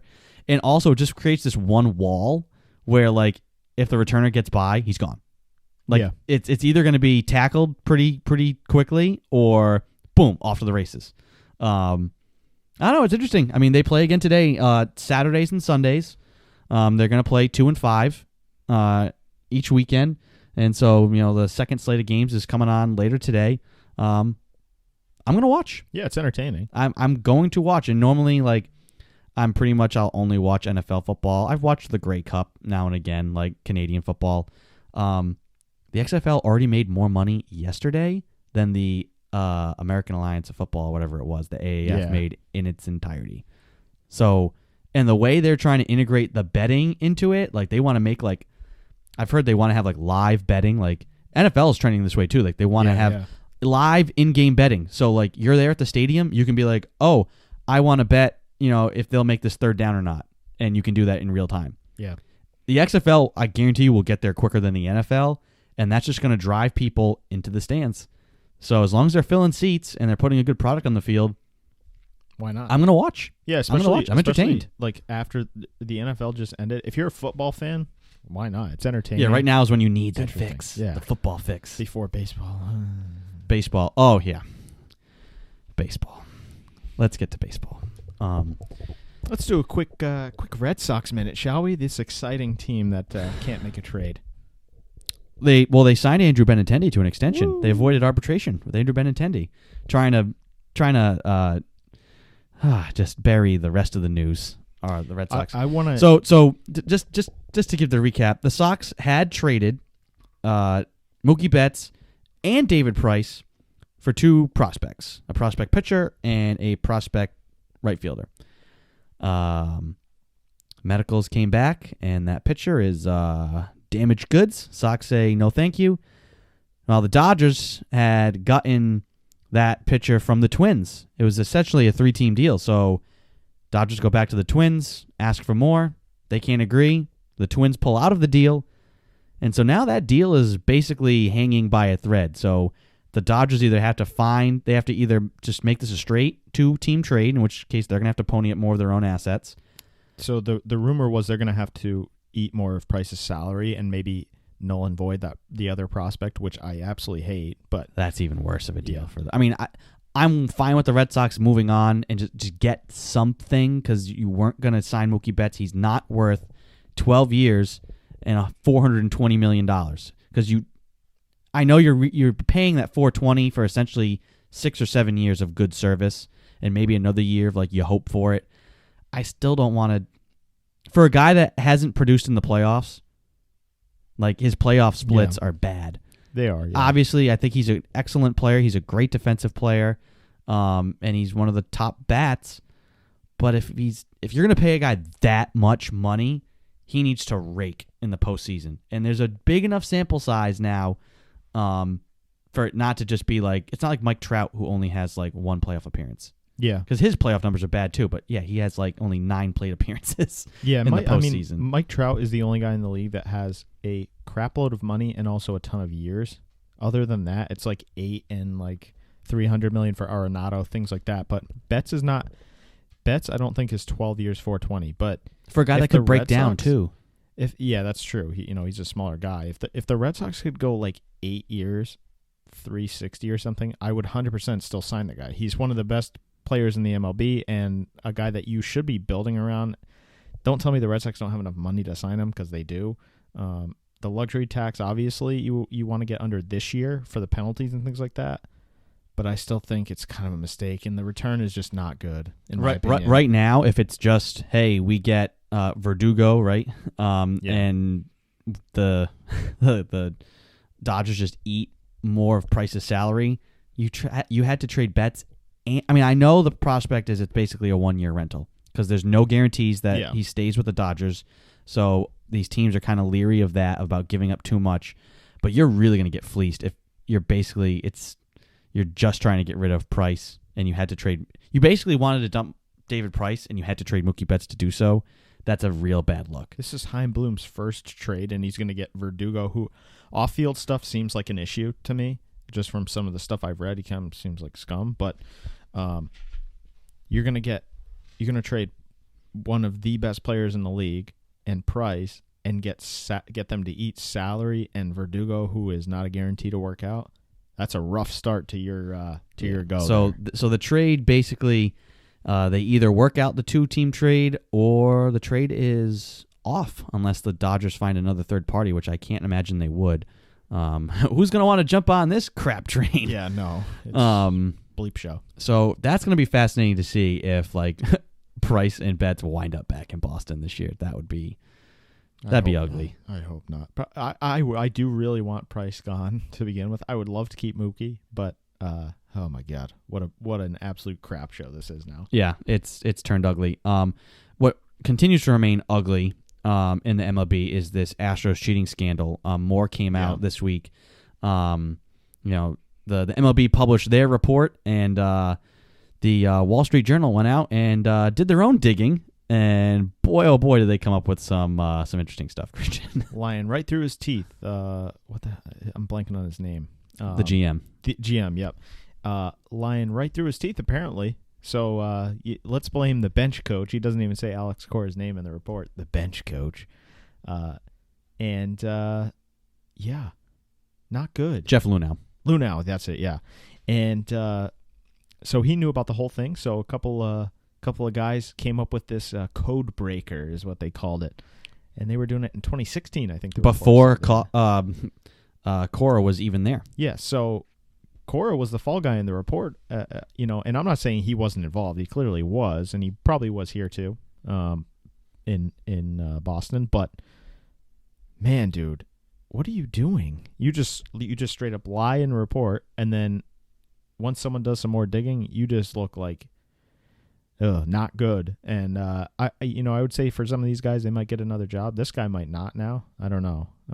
But it's going to keep spinning here. There's going to be more and more reports, but it does not look good. And like, to say you didn't know, even though you were in the room, and there was a story about how he would walk in the room with these guys in there and be like, "Oh, you guys code breaking," but you didn't know anything about it, did you? Yeah, that's interesting. So it keeps getting worse for the Astros, and the Red Sox report supposedly is going to come out here pretty soon, so we'll touch on that when it does. But there's whispers that their punishment is going to be light, which is bizarre because on one hand you say Alex Cora was completely the ringleader. Now he's already lost his job, whether he was fired or stepped away, whatever. He's lost his job, and Hench is suspended for a year along with Lunau. But the punishment for the guy that you say is like the architect of all of it is going to be lighter. Yeah, it's weird. It's Major League Baseball has gone from now like where we said like, wow, they're going about this the right way as far as like they're taking this seriously, and they're falling kind of into that NFL status now, where now they were juggling it and then they started to get off off by a beat, and now you're just now the plates are all starting to spin. And I mean, don't tell me the Red Sox weren't doing anything, because I guarantee they were. There's a reason. Well, everybody's doing something. Yeah. But I'm saying Cora was the fall guy, and he came here. You can't say that the Red Sox. No, they weren't doing it. Cora. Now, I will say the punishment so far is what Cora did in Houston. It's not for what he did here. Like, we don't know yet. So if he did way less here, nothing here, we don't know. I'm speculating that something did go on, but the punishment will be way lighter. I don't know. It seems weird. So we'll see what they actually get hit with. But Cora's gone regardless. So I don't know. Yeah. We're gonna turn now to your questions. You can email the show, the360sportshow@gmail.com. You can also send us and hit us up through Instagram and Twitter @360sportshow. You can find us on Facebook as well. We post a lot of graphic stuff, questions, polls, all sorts of that stuff through the social media. And you can find the show, The 360 Sports Show, on iTunes, Google Play, Spotify, TuneIn, wherever podcasts can be found. We lead the show each week with the biggest sports stories of the week, kind of dive into some of the local stories from around New England, talk about the leagues as a whole, and then we really like your questions, and we'll talk about anything that you guys want to ask us. We do have one question this week. Ryan, a frequent contributor to the show, helping to drive us in all sorts of different directions. Instead of a would you rather, he actually poses a real question this week. So this is from Ryan. With the Mookie trade happening, I've been questioning the Dave Dombrowski firing. The man got us Chris Sale, David Price, JD Martinez, and a World Series, all caps. Yet his undoing was because of a lack of a bullpen and lack of a farm system. But the return on this trade has to make you want Dombrowski digging himself out of his own hole instead of this situation. Thoughts? No, I'm fine with Dombrowski being gone because the reason that so they can sign Mookie Betts, but the reason they're not willing to overspend, I would say, is they've really mismanaged this whole thing. They've got some really, really rough contracts. Nathan Eovaldi is a bad contract. He's never healthy. Chris Sale kind of looks like a bad contract. I love Sale, and I love his makeup, but not a good contract. The Price contract, way overpaid, and he didn't even want to be here in the first place. So no, I'm fine with what they're doing. The return on this trade is not going to be anything great, but they have to rebuild. And Dombrowski has proven, he's done this everywhere. He did it in Detroit, and he guts the farm system. So you got to reset here, and if that means you get Verdugo and nothing else, you got to start drafting guys and build up your farm system, because they literally have nothing right now in the farm system. Yeah, I'd say immediately just reacting to this one trade, it's obviously not a good look. Yeah. I don't think it's a good look for anybody. I mean, it'll work out if Betts does end up going out to the Dodgers, works out for the Dodgers. It doesn't make the Red Sox any better in the short term or the long term immediately, but it does give them some flexibility. So I think Chaim Bloom does need to be given a little bit of rope here because he stepped into a pretty bad situation. Yeah. I'd say got to give it 2 years and see where things are trending. We'll have to reserve judgment until that was complete. But Ryan, thanks for the question. And now to a very special part of the program. We've been talking for 2 weeks. Somebody asked me, and then I posed a question to Christian, what our favorite jerseys were in sports all time. Could be any sport, could be any league, could be anything. Didn't have to be North American sports, didn't have to be professional. If there was a high school team that had a just sick jersey, you could include it in your top 5. So me and Christian, we put it out last night on Instagram and on Twitter. You can go check that out at 360 Sports Show on Instagram. Our graphic, it's also on the Facebook page. We put out our top 5. We'll discuss those in a moment. We'll go through them and discuss them. We also had some honorable mentions. But we posed a question to you, the listeners, and a couple of people wrote back. Victoria wrote that her favorite is the classic Pats jersey. The white always looks so nice on the field, and the classic angry New Englander is the best. So she's a big fan of Pat Patriot. That white Patriots jersey is just the so clean. The road Yeah. The old throwback road jersey is really. They only wore that in 2009 recently. Yeah. Since obviously way back in the day they wore it, but in 2009 they wore that a couple of times on the road. They should just replace one of those with the color. Their color rush is so lame. Like the old Patriot red jersey is so clean, and the classic white is so clean too. The other ones, Peter says that the Vince Carter is the winner, meaning I think the Vince Carter Raptors I would think jersey. so. A lot of people came, speaking to us, came with that one. And then Michael on Facebook commented to the question with a picture. Now all these so for you, if you're listening through the through a podcast app, obviously you're not going to get the visual of this. But we will, all these pictures and composite images are available on Instagram and on Twitter and Facebook. If you also go, so we simulcast the show on YouTube. So each week we put out a video version of the show it just has our logo on it and the audio.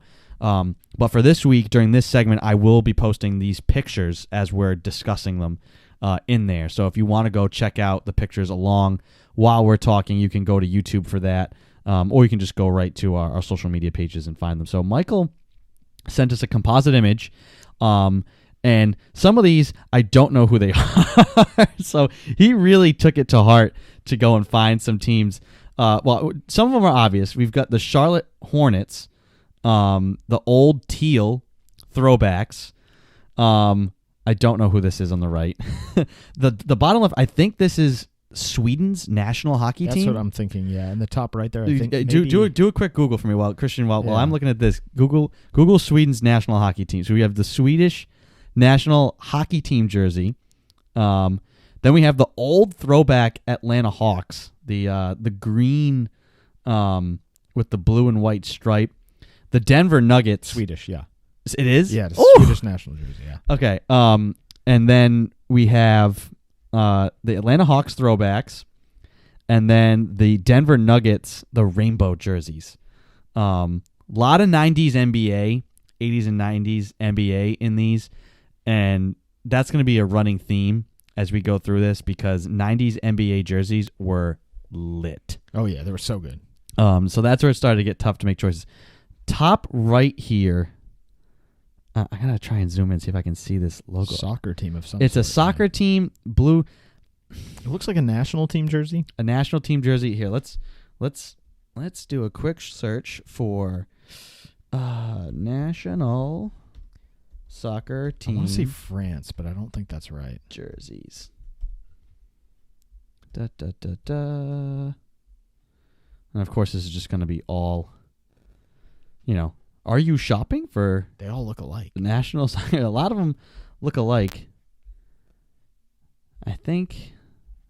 Who'd you think it was? I might have to get clarification on this one. You want... Try France? France. Maybe that's like an old national team jersey? Nope. I have a hunch. Let's see. Only because I think Michael has mentioned this in the past. Haha! Wow. Oh, there it is. Okay, Hunch pays up. Yep. Iceland's national soccer team jersey. That's pretty sweet looking, actually. It is pretty sweet looking. Solid blue with a red and white stripe down the side.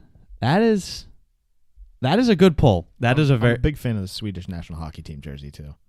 Yeah, I like the red. I had tried to look to go through. The reason this took like 2 weeks for us to put together is because we did our due diligence. We really wanted to go through, and plus it was just fun to spend my day, some of my day at work looking at jerseys. People probably thought I was shopping. Oh yeah, no, five is clearly not enough. Like I had like 125, I think, honestly.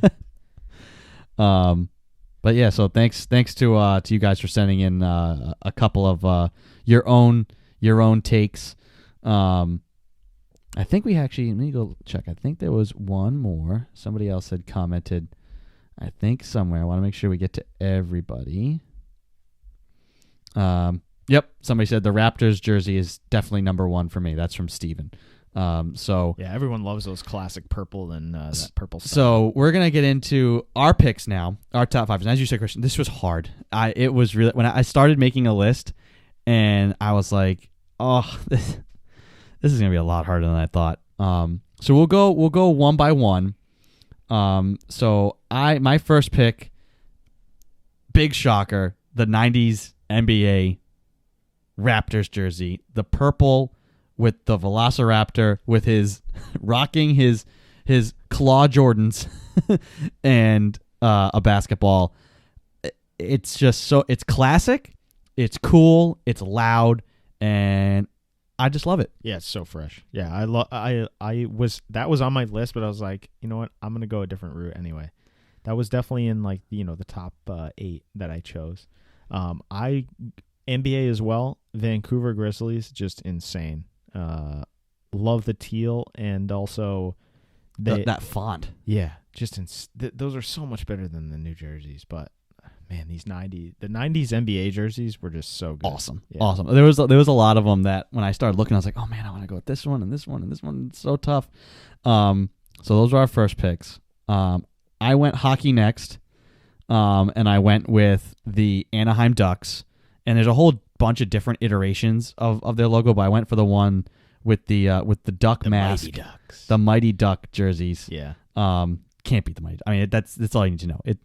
You're wearing a Mighty Ducks jersey. I had that on my list as well, but I was like, man, the Mighty Ducks is like such a throwback. That the old movie and then the actual NHL team is just, it's too good. Yeah. What was your second pick?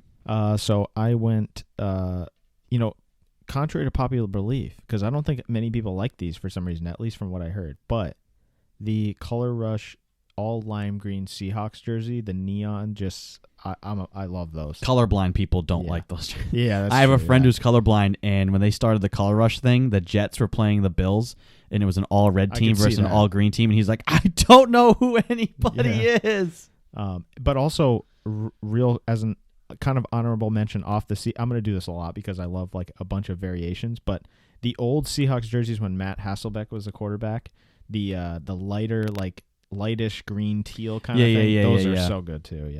Yeah, the Seahawks have gone through a number of different iterations, like real quickly, through the 2000s. Third pick, we were exactly the same. Powder blue San Diego Chargers jerseys, and especially when you pair it with LaDainian Tomlinson wearing the tinted visor. Insane. Oh, awesome. Those were the days. It's the one place I honestly want Tom Brady to go, because seeing Tom Brady in this powder blue jersey would be amazing. Also in a Raiders jersey, man, that would be awesome. But the Raiders jerseys, so there's a difference. This is what I came down. I went with favorite jerseys, with these jerseys that I thought were really cool looking, or had something about them. There's a whole separate category, I think, of just classic jerseys. Like the Raiders are a classic jersey. Yeah. The New York Yankees are a classic, pinstripes. Done. It has a classic look to it. Way different than a Velociraptor dribbling a basketball. Yeah, it looks cartoonish. True. It's weird, but it's just so cool. So that's why I wouldn't the Raiders jerseys for me, albeit fresh and clean and nice looking. They're not I don't know. They're not exciting. To me. No, yeah. But also, real quick on the Chargers, so when we were going back and forth on this, I was like, the variations of these, the dark navy and the white, both for all the Chargers jerseys I've just came up with that could be in the top 10. They're all so clean, just every variation. But the powder blue is just money. This just into the show through Instagram. Ben says that the '90s Patriots blue jersey / the new Color Rush jersey. So we do have some fans of the Color Rush. I don't mind them. I just think they're compared to the Pat Patriot Red Classic, they just don't do it. I think they could have been better. That's all. So for our fourth picks, I went with the old Houston Astros, the Houston Asterix jerseys. White jersey, white pants, a red, orange, and yellow stripe down the pants, and the it's a black star with red, orange, and yellow stripes across the middle. I don't know. It just pops. Interesting, yeah. It just pops. Yeah. It's cool. It's different. I like the loud colors. That's why I do like the Seahawks. Their Color Rush jerseys. I like color. Yeah, I like that thing. All these on, just look at, if you can see the graphic on Instagram and stuff. It just, everything off the screen just pops at you. Like they're all interesting. Yeah, they're cool to look at. What did you go with your fourth? So pick? I went NHL, Blackhawks, the red, but I was between the red and the black, the all black with the accent. The Blackhawks have one of the best jerseys in the NHL, along with the Bruins, but I left them off there because of bias. Well, the Bruins, the Bruins were almost on there for me. I was thinking about the Bruins, for the same reason that I went with my fifth pick. So obviously, I'd hit the 4 major North American sports with basketball, hockey, football, and baseball. And I was thinking, what do I go with my fifth pick? And there was plenty of other like jerseys from those teams that I was looking at. There was some jerseys from other sports that I was looking at. And I opted for, a hometown team. One of my all-time, it's my all-time favorite jersey. It is my number one. I love the Raptors jersey, but when I combine a cool look, a cool color, and then you put behind a little mystique, I went with the Boston Celtics road greens. Yeah. Their jersey has not changed. Now, they've had some alternate jerseys that they've used. I think that jersey just has such a mystique about it. It's kind of like what the Red Sox and the Yankees. Baseball has more of it because their jerseys don't change as often. But you look at a Celtics jersey, and that jersey is the same jersey that Bill Russell wore. Yeah. Or Tommy Heinsohn wore, or Larry Bird wore. You go back and you look, and any current player is wearing that same. A picture of you is going to look like that's the same jersey that these guys were wearing. And so to be in part of a storied franchise, to have the history behind the jersey is still the same, and it's just simple. Honestly, I like the green. I love green's my favorite color, so that's that. It's always had me for that. It's a unique jersey from the color. Shamrock on the back. It just says Celtics on the front, and that's it. It's just clean and simple, and it's, again, when you put it in here with the rest of these, it still has a pop to it. Yeah. With the white letters and numbers and the green jersey, and plus you put it on Paul Pierce, and it just looks fantastic. I also like the white. The Celtics home whites too. Great. Yeah. Just. I went with the green. I love both of them. I love their jerseys as a whole.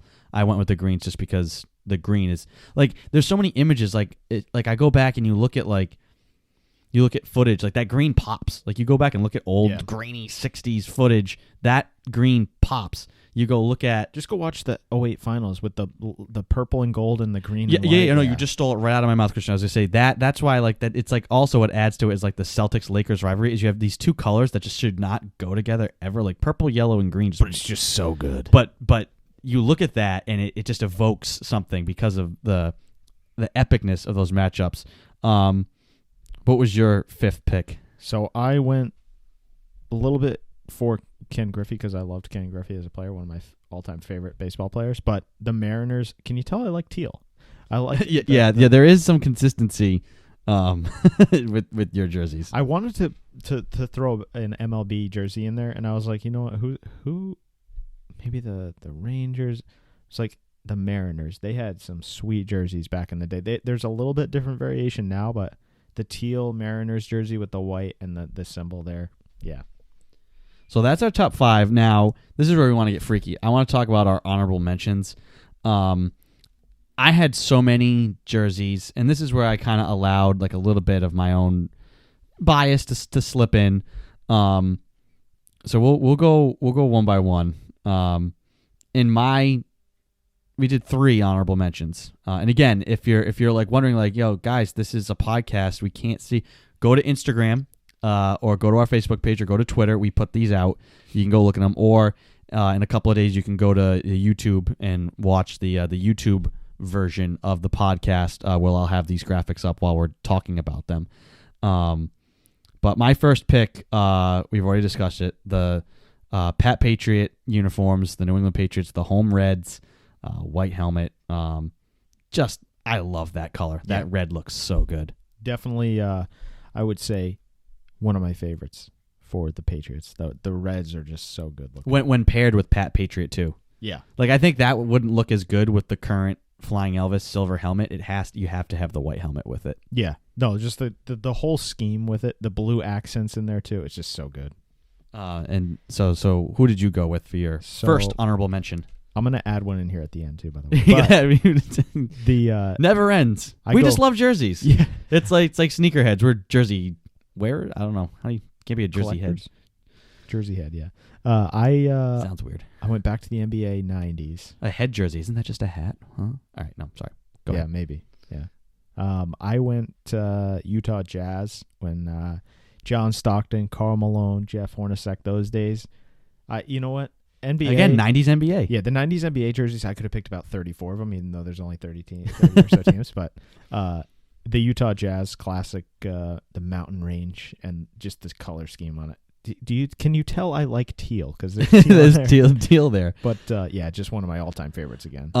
Before I say who my number 2 honorable mention was, do you know who my number 2 honorable mention is, Christian? No idea. I know they play lacrosse. Did you do a double take when I sent this to you? Yeah, when you sent it over, I was like, I did one of those like, I like all the wait, what the hell is that? And then I saw the lacrosse stick. I was like, no idea who that is. So my number 2 pick, I wanted to find jerseys that were outside. I tried looking at some college jerseys. A lot of college jerseys are pretty simple. Now there are some really sick college jerseys, and actually reminded me. A friend of mine did send, not to the show. He sent it to me personally. I want to make sure I read it correctly. But my friend Miles sent the North Dakota Fighting Sioux, especially the mid to late 2000s. Those jerseys are pretty fresh. Really? Yeah. So wanted to try and get outside of the professional sports realm, or at least get outside of like the big 4. So I wanted to, and I'm not surprised Miles sent it to me. He's from North Dakota, so big Fighting Sioux fan. And it was actually, I hadn't heard from him for a while, so it was good to the show, just bringing people together. Bring us all back. But yeah, so I went with the Atlanta Blaze. Their jersey, as you would wish for and hope for, is just, it's fire. Literally it's fire. Yeah, I didn't know it's on fire. The jersey's on fire, the helmet's on fire, and they play with an orange ball, so it's just amazing. I was torn between this and the LA Kiss. Have you ever seen the LA Kiss? I've seen that one. Yeah. But I already had football. I didn't want to do football again, so I went with Major League Lacrosse, which lacrosse as a whole in this country is starting to really carve out, like the way soccer's kind of like, it took it like 30 years. It kind of like it carved out its niche, and now you have all the kids that grew up playing soccer now are having kids who play soccer, so soccer's becoming even bigger. Yeah. Lacrosse is getting there too. I don't know if it'll ever break into like from a broadcast standpoint, or like as far as being on television. But Major League Lacrosse is gaining a following both on the men's and women's side. Both games are incredibly exciting. Especially when, like, I know in the college level they've instituted a shot clock, so that like keeps the, when the pace is good, lacrosse is awesome because you have everything. You have physicality, you have scoring, speed, displays of athleticism. What did you go with for your second choice? So I was torn between 2 variations of the Nashville Predators. I went with the navy and the white. Looks cool, and the kind of yellow accents on it, but it's I just love the way it looks. Just another one of those like just really clean, simple but nice jerseys. I don't see any teal. I know. I missed the teal on this one. Yeah. But I went yellow. Yeah. Yellow and teal, those are the 2. But the other Predators jersey is that full yellow, which is just, a lot of people hate it for some reason, but love it. Again, it pops. I want to go to a Nashville Predators game. Me too. It's a fun place. Yeah. After watching them, I've been to Nashville, and it just never dawned on me to go to one of their games. I tried to go to a Titans game. It was football season while I was down there. And then they made the finals, and that whole playoff run I was watching, I was like, this barn looks awesome. Oh yeah. Like, this place is jamming. I mean, they've got like a band live in there. The fans are just absolutely nuts. People are throwing squids on the ice, like whatever the hell was going on. But the place looked just absolutely wild. And I was hoping they would like make the Stanley Cup Finals again, and I would like try and take a road trip down there in like a June. That'd be cool. Predators, Bruins. Maybe the 360 Sports Show could go to the Stanley Cup Final on location. lastly, but not leastly, we both went hockey at the end, and I had to follow my heart on this one, and I went with the Hartford Whalers. Yeah. You just the jersey is awesome on so many levels. One, it's got the green. You can tell I like green. But it's got the logo on the front. You have, the whale's tail is making an H out of a W. So you have the H and the W for Hartford Whalers as part of the logo. Just so cool. I mean, and I thought it was disgusting that the Carolina Hurricanes wore the Hartford Whalers jerseys last year. Like, don't do that. Not a fan. Don't Disrespectful. I know technically, like, the team moved there, and like you're technically the Whalers, like that's your history. I'm just not a big fan of that. I mean, that could be a whole nother off-season type of discussion. We can get into like one of these long debates, but like when a team leaves, I feel like, and you're starting a whole new franchise, like unless the Whalers went to Carolina, you shouldn't. Nothing is you're becoming the Hurricanes.